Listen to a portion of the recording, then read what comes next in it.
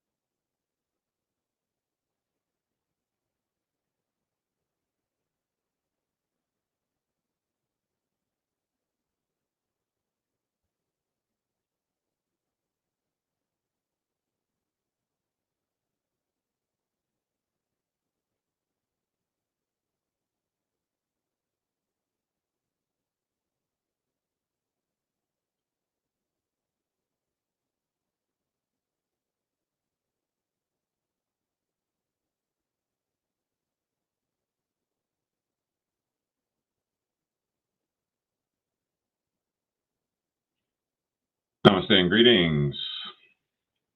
Let us continue our conversation of the Grand Rising, that phrase that originates from the young African American men who greet each other with a grand rising. For us, what is our grand rising? The energy of it, what is it? It Today we are talking about it's a new dawn. Well, what does that even mean? And we know that the celebration of Reverend Dr. Martin Luther King Jr.'s birth and legacy is approaching. What does it mean that it's a new dawn? Well, what does it say? Dr. Martin Luther King Jr. served as a representation of a cultural movement toward equality, freedom, and justice for all. Though Dr. King's impact is revered by many today, he was in his time a man who was deemed to be controversial and was despised by many, including the FBI. As we experience a grand rising, let's celebrate and honor his birth and his legacy, as well as that of his contemporaries, such as Bayard Rustin, as well as our contemporaries today. The people in our own communities who are advocating for equality, freedom, and justice for all. Our modern day heroes and sheroes are likely being met with similar vitriol, just as Dr. King did and just as Bayard Rustin did. This is our opportunity to greet this new era with our love and our time and our talents and our financial support towards the people and the organizations that are right now contributing to our collective evolutionary grand rising. So, yes, it's a new day, and history is watching us right now. Dr. Holmes invites all illumination, inspiration, and realization must come through the self-knowing mind in order to manifest. All illumination, inspiration, and realization must come through the self-knowing mind. The self-knowing mind.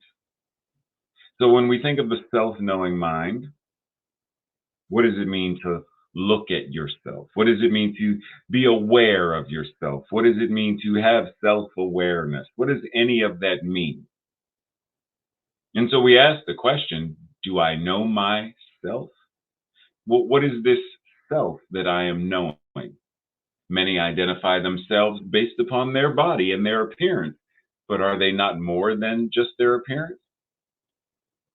They base themselves, who their self is, on their occupation.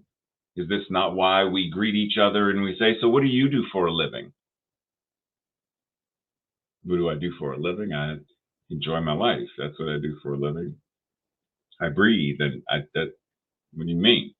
How many of us identify or quantify the self based upon some external things that we have accumulated for a variety of reasons? So, do I know myself? Who am I? Who is this self? What am I? What is this self? Why do I do the things that I do? What is the motivation behind any of my habits? What is it, as Dr. Holmes said, all illumination, imagination, realization, in order for it to manifest, must come through this. Okay, so what do I desire to create? And how does my desire to create A, B, and C connect to, move through my awareness of self, my self-awareness, and the awareness of self in general? It's all connected. But do I know that? Am I operating based on that? Sarah Flowers says, This light, as we understand it, is electronic.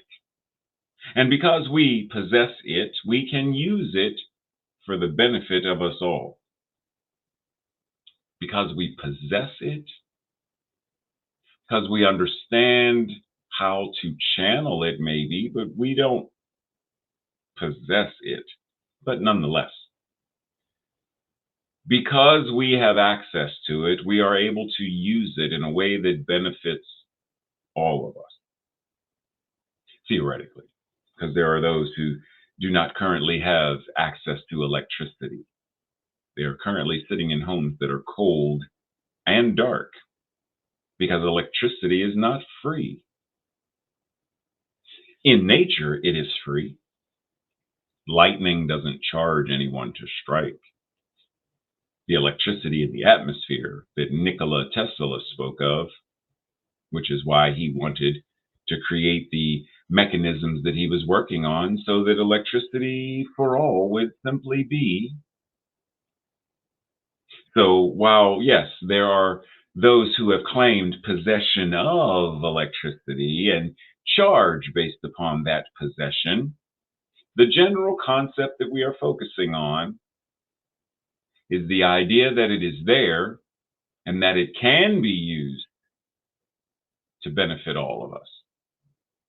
It can be.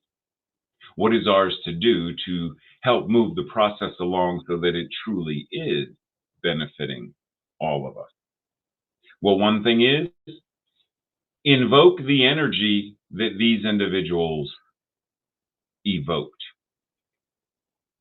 Call to our presence their legacy and the energy that they stood on, aligned with the principles that they operated based upon, in order to speak truth powerfully. Not speak truth to power, because the folks that they were speaking to, they weren't really the people in power. They were operating based upon pseudo power, because pseudo power dominates, obliterates, subjugates. True power liberates. So they were speaking truth powerfully to those who were attempting to possess and own. We go back, people. They owned, kidnapped and owned, claimed ownership of people. Oh, that's right. At that time, they didn't even deem them as people. They weren't human. So how do we ensure that that which can benefit all truly benefits all? Call to mind, call to heart the energy and the legacy that has already been laid. Call to mind, call to heart, call to being the energy of the legacy that has already been laid.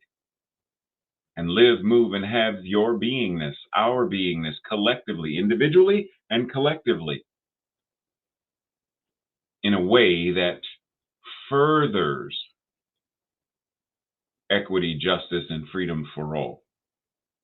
Until such time as it's not simply a possibility for people to have freedom, but that it's inevitable and that now everyone has it.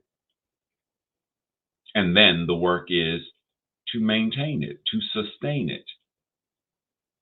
How do we get to the point when equity is normal? It has become normalized, and we simply sustain it. We maintain it.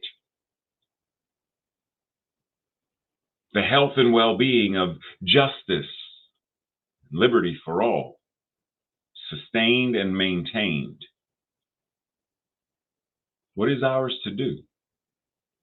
Michael Singer offers, the natural ups and downs of life can either generate personal growth or create personal fears. Which of these dominates is completely dependent upon how we view change. Now, why would he say this? because many of us do not like change. We don't like the concept of change. We don't want to operate. Yeah, that's why. Hold on. Very interesting book. Immunity to Change, which speaks about how much we humans have an immunity. We don't like change. We don't want change. We do everything we can to stay the same old, stay the same hamster wheel, stay the same gap. So, how do we approach change? This is one reason why Reverend Dr. Martin Luther King Jr. was vilified during his time, because the system, the the entire system, Jim Crow, which was basically apartheid, racial apartheid, the system and the people who did as much as they could to put that system in place did not want the system to change. That water fountain is for colored people. That's for whites and whites only. This part of the counter, whites only. Colored sit back there. They did not want change.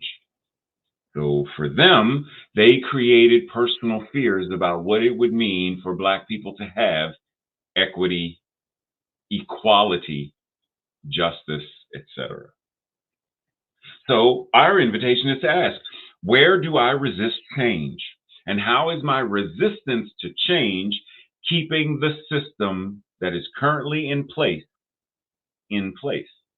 Whatever that system could be regarding how domestic violence operates in the world. It could be how the current educational system fails many students today. It could be how we deny access to members of the deaf community or those in wheelchairs. It could be any system of ableism, homomisia, Islamomisia. It could be any gender bias. It could be any of the systems. How does my resistance to change keep that system in place and alive? And am I okay with that? If I'm not, then I am invited to step all in and change what is mine to change. Whatever is mine, whatever is my realm of, am I willing to change it? Am I willing to do the work? Am I willing to confront the fears? Am I willing to have the courageous conversations, the difficult and challenging conversations? Because in the grand scope of things, there are changes that we tend to avoid. What are they? Culturally, what are changes that you can identify that culturally, sociologically, systematically, we generally avoid changing? Or we'll change certain things as a performative thing, but not as an actual. And then, well, what kind of changes as an individual, what kind of changes do you tend to avoid? If we're not willing to ask these questions and actually get answers, then we're not actually ready, willing, or able, for a variety of reasons, to change. And we cannot change what we will not confront, what we will not allow ourselves to become aware of. In the same way that, how do I know myself? Who am I? What am I? Because the individual that you see in many of these images is not the same individual today. The only one that is the closest to the me of today would be the one at the bottom in the Superman shirt. Now, there are aspects of each of these, chapters of each of these, that are in the collective works of. But the various chapters, the stories within the various chapters changed over time. Had I not been willing to change, I would still be a self-defeating, self-loathing, self-abusive, individual who dwelled within the realm of suicidal ideations and all manner of, like, we could really go down the rabbit hole. And yet, for whatever reason, because the reasons changed based upon what was going on in that particular season, that particular volume, that particular chapter changed, but something was willing to confront whatever it was in order to change. Same thing here. Am I still in a space where I'm still willing to ask the questions, still willing to change, still willing to do the work to evolve, confront the fears, address the grief, have the difficult conversations with people and address situations, address the system itself? Am I willing? If not, then it's time for me to resign and retire from being a minister and an educator and several other things. It's time for me to go find a mountain cave and hibernate and live in and just recede from the world. I'm not there yet. At this present moment, I am still willing to address what needs to be addressed, to face what is mine to face, etc., even when it is extremely uncomfortable to do so. Not all change is fun and pleasant. A lot of change is uncomfortable. The change that I had to undergo regarding surgery last year, I'm still healing in various ways. Change ahead. And the funny thing is, as the signpost says, change is ahead. They're always. Change is ahead, change is right here, change is always. Always. Because as Lao Tzu said, if you realize, or once you realize, that all things change, there is nothing that you will try to hold on to. Once I know that this breath is going to change, I don't have to try to hold on to the breath anymore. I can just breathe, let it go, breathe. The moment I know that, what if I'm drawing something and change, because from blank page to page with art on there, that's change. But the moment I realize, well, there's going to be erasing time and there's going to be start over time, and I don't need to hold on to, I don't need to grasp, I don't need to become overly attached to the form or the series of. Change is inevitable. How do I engage and practice and move within it? Lao Tzu also says, life is a series of natural and spontaneous changes. Don't resist them. That only creates sorrow, which in a couple of weeks we will be talking about suffering. That creates sorrow, it creates suffering. So let reality be reality. Let the moment be the moment. Let things flow as they flow. Now, that does not mean that, when you see an injustice, you're like, well, it's reality, and I'm going to let reality be reality, and I'm not going to.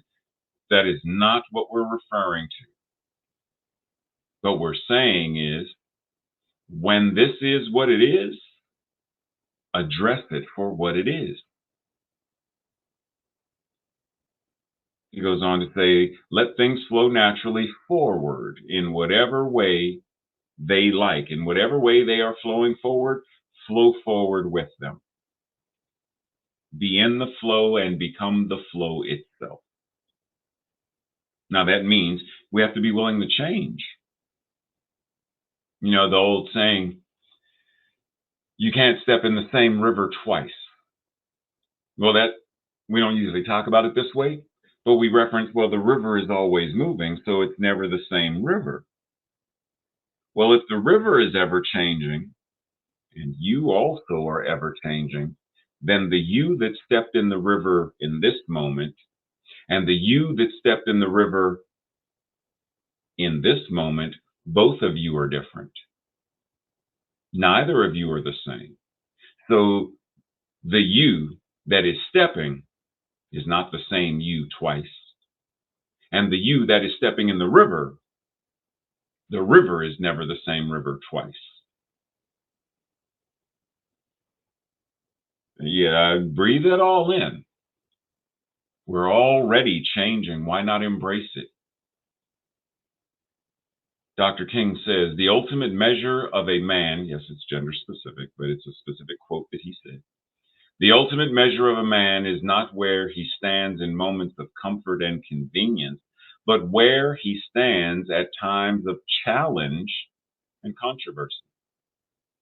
The ultimate measure of a person is not where they stand in moments of comfort and convenience, but where that individual stands, where the collective stands during times of challenge and times of controversy.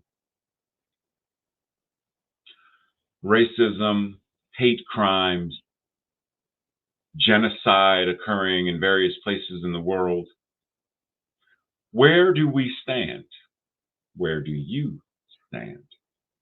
Because the ultimate measure is not when we're comfortable. The ultimate measure is not when we are standing in our privilege, but the ultimate measure is where and how do we show up when we really would rather not show up? How do we speak out when we would really rather not speak out? How do we serve when we would rather not serve? How do we go out front when we would rather be in back? The ultimate measure of how we are showing up.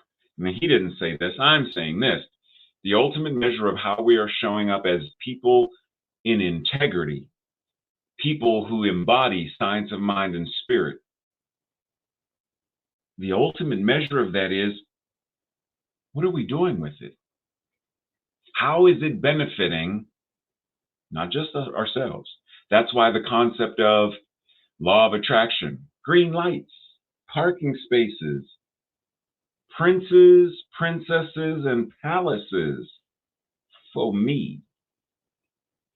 That's why that is a very toxic and ineffectual practice or perspective or paradigm to hold regarding the law of attraction, because it's all about me, what I want, what I'm going to get. That's not benefiting everyone. And as, once again, you've heard me say this many times, as Fannie Lou Hamer said, none of us are free until all of us are free. None of us are liberated till all of us are liberated. None of us have equity and justice until all of us have equity and justice. The ultimate measure of any one of us within this movement, within this teaching, is how are we showing up in times of challenge and in times of controversy. Now, oftentimes we'll talk about the wrong side of history, and in the invitation to be on the right side of history. And I understand the concept, and it is very important in general. It is very important. And if I were to ask you right now, what does this even mean? What is the wrong side of history? Well, what is the right side of history? And we don't like to do right and wrong because it implies good and bad. That's a judgment. We don't like to be in judgment, so we get involved in more toxic positivity. Got to keep things good. God is good. It's all good. Ooh, just be good. Choose the good side of history, not the bad. What is the wrong side of history? What does that phrase even mean? Because it invites us back into the space of controversy and challenge. Controversy and challenge. Am I willing to engage in the controversy and the challenge in order to be on the right side of history, is what we're implying. What does that mean to you? And what is the invitation that moves the pendulum, that moves the needle from the wrong side to the right side? What needs to occur in order for that to happen? Vishen Lakiani says to be extraordinary is to be connected to this spiritual aspect of yourself and to feel it move you. And when it moves you, you create, you change, you invent, and you rattle the world. To be extraordinary, to be extraordinary, to be extraordinary is to be connected. Well, if God is all there is, then technically I'm already connected. Yes. So let's language specificity. To live in a manner that is expressing one's extraordinariness is to live in a way where you know, you are aware, you are self-aware of your spiritual connection to the all that is. And in doing so, you live, move, and have your beingness as that magnificent expression. And when you do this, you feel it move. And when you feel it move, it causes you to create. It causes you to change, to evolve, to invent, and to shake up the world. How connected are you? How aware are you of the already existence, the already existing connection to the spiritual, he says spiritual aspect, but to the spiritual truth of your being? And then what does it feel like when you express it? As I mentioned earlier, part of the celebration of Dr. King, Bayard Rustin, various other contemporaries then and now, and all of the folks, is the idea of legacy. It is, if I am only living my life today, which if we're honest, there are many corporations, many businesses, many CEOs that are using natural resources today in such a way that they don't care about the children of tomorrow. They don't care that they're leaving them a polluted world, because in their mind, it's all about the money, money, money, money.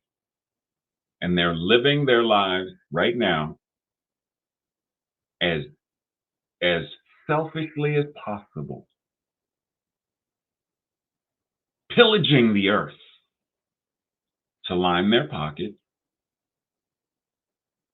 with complete disregard for the children 3 generations from now who are inheriting landfills, toxic waste, sewage, and more. What legs? So there's the life-affirming legacy, living your life in a way that outlives you, that benefits those who come after you. A life-affirming legacy. And there is also a life-denying or non-life-affirming legacy, where you are living your life in such a way that what you are leaving others does more harm than good. What is the legacy that we are currently, first, let's go back. What is the legacy that we inherited, both the life-affirming legacy and the non-life-affirming legacy? And what are we doing with them? How are we transmuting what needs to be transmuted? How are we eradicating what needs to be eradicated? How are we doing any of the work?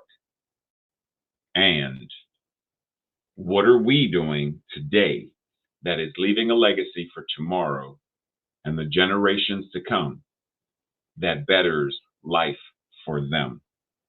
So that women, young girls becoming women 100 years from now, are not still fighting for effective body autonomy, for equal pay. They shouldn't still be fighting for that. It shouldn't even be an issue if we do the work that we are invited to do today. People of color 100 years from now shouldn't still be fighting for equity and justice as it pertains to racism, and we should be doing the work right now to eradicate that so that there is true equity and justice. There is a true celebration of all of the shades of brownness that show up. Colorism is no longer a thing. We should be doing the work so that any LGBTQ youth who become LGBTQ adults are given full access to any medical care they need that supports their expression of their magnificence. We shouldn't still be in a world where transgender children and adults are struggling and fighting for even to have pronouns recognized, let alone medical care. What is the legacy as people who are practicing this teaching, science of mind and spirit, that we say creating a world that works for all? What is the legacy that we are currently engaged in leaving for them? We're building it now. What is it?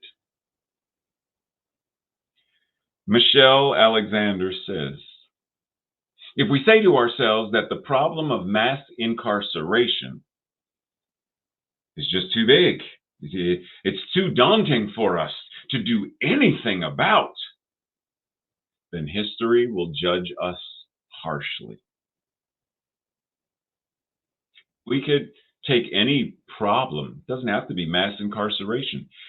If we say to ourselves that the problem of ending racism is just too big, it's too daunting to do anything about, then history will judge us harshly. If we say to ourselves the problem of gender equality, it's too big, it's too daunting to do anything about, history will judge us harshly. Because our ineptitude and our apathy and our acquiescence to do the work today is going to show up down the road. Imagine for a moment that a firefighter rushes to your house as it's on fire. Folks, fellow firefighters, this problem, this fire is too big and it's too daunting for us to do anything about. Let us leave. Leave. Let us do nothing. Leave the hoses attached to the trucks and do nothing. Do nothing. What the? Now, there are fires that are huge that firefighters, they know they can't put the fire out. This building is going to burn to the ground. There is no way about that. But we can contain it in a way where it minimizes the damage. We go into and save as many people and pets as possible to minimize the casualties.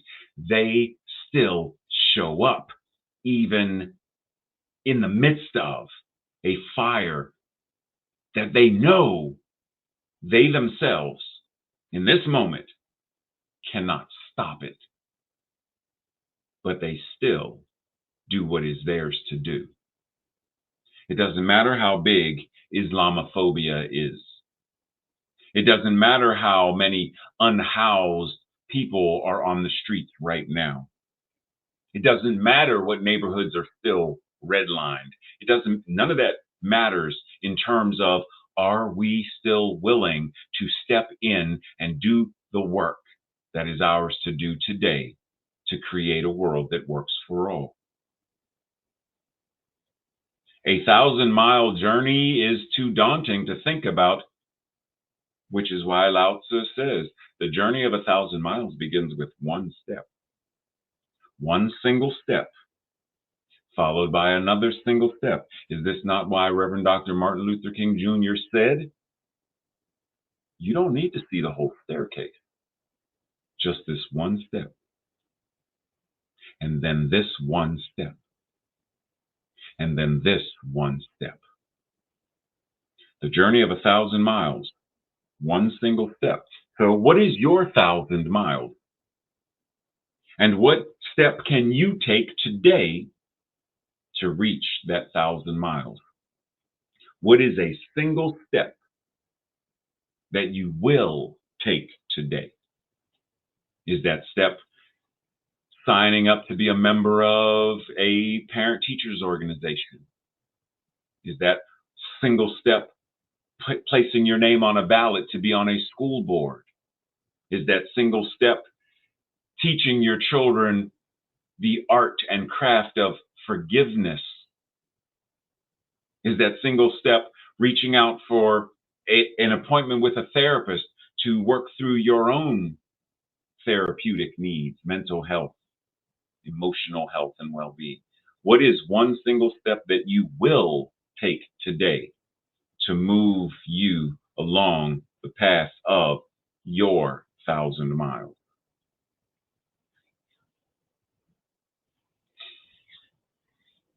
As the new year begins, we're 2 weeks in. We are called to renew and embody the teachings of New Thought in ways that we can apply and live in principle. Are we ready for a true grand rising? Or as Dr. King said, are we ready to recapture our prophetic zeal within our individual lives and within our collective lives as a movement, as a theological movement, as a new thought liberation theology? Are we ready to recapture? Are we ready to embody? Are we ready to change? This week's affirmation, our declaration, I will say it first, and if it resonates, say it with me on the second go round. On this new day, I believe that anything is possible, and I act like I believe this. Together. On this new day, I believe that anything is possible, and I act like I believe this. And so it is. This week's questions for the Thursday night study group and for your own journaling and self-awareness practice. What traditions or rituals could you center your life on, and develop ways to honor the legacy of those who paved many a way? So in your own center and your spiritual center, are there traditions or rituals that you could begin that celebrate and honor the legacy of those who made many things possible for us today? How can your community participate in healing such things as mass incarceration, that entire system, gun violence, and more effective gun legislation? That even having the need, the whatever that is that makes someone need a gun. I'm talking about hunting. That's a completely different conversation. What makes someone want to own a gun, just in general? Racism, sexism, all of those things. What can your community do to participate in healing these things? And what about you as an individual? What are you invited to do that helps make healing not just a possibility, but it moves it into being a probability, and then it moves it into an inevitability, where healing is inevitable. These things will be healed and transformed and changed. What's the work? Number 3, what would a grand rising look like within your spiritual community, your spiritual center? And what would it look like for you as an individual? And then lastly, What are you as an individual doing in order to live a prophetic vision and to live it with zeal and vitality? Breathe. As we enter into that space of prayer, simply anchoring in and knowing that that which God is present, and that at any moment, the capital S self and lowercase s self, the realization that there's only one. And how I perceive me, myself, I, is the way that I perceive God, and vice versa. And in this perception, I am invited into a more expansive energy that invites me to do greater work, that brings this awareness to more and more people, that they too are afforded the opportunities to heal. That is my legacy. They are afforded more opportunities to have clean, fresh drinking water. That is my legacy. Not just my legacy once I have transitioned and died, but my living legacy of today, so that more people have access to nutritious food and no longer food deserts. That is my legacy today. So that all children and adults within the LGBTQ community feel safe and empowered. That is my legacy today. So that all people of color have full access to equity and justice and liberty and full emancipation, because the system that oppresses, that has oppressed, that currently oppresses, that entire system is eradicated. That is my legacy today. And so powerful is this legacy today that I already recognize the vision and the power inherent in these words, and inherent in this life, and inherent in life itself. For there is only one life, and that life is God. And that life is your life right now. Because I know that everything that I have spoken about myself, my legacy right now, it's the same truth for each and every person who is watching right now. My legacy, their legacy, your legacy, our legacy, God's legacy. One. Love, one. Compassion, one. Power and presence, one. So I honor and celebrate the awareness that people like Bayard Rustin had, and Dr. King had, and Reverend Dr. Polly Murray had. I celebrate their awareness. I celebrate their conviction. I celebrate their faith. I celebrate their legacy. I celebrate by carrying the torch of that infinite oneness that burns as me right now. I celebrate it. I honor it by living it. And the law says yes to all of it and manifests accordingly. But it only does so to the degree that I take the action that is necessary. And so I act with prophetic zeal, conviction, and power, and a world that works for all is the legacy for this time until the end of time. And so it is. Namaste, much love and appreciation. See you over in Zoom if you're joining us.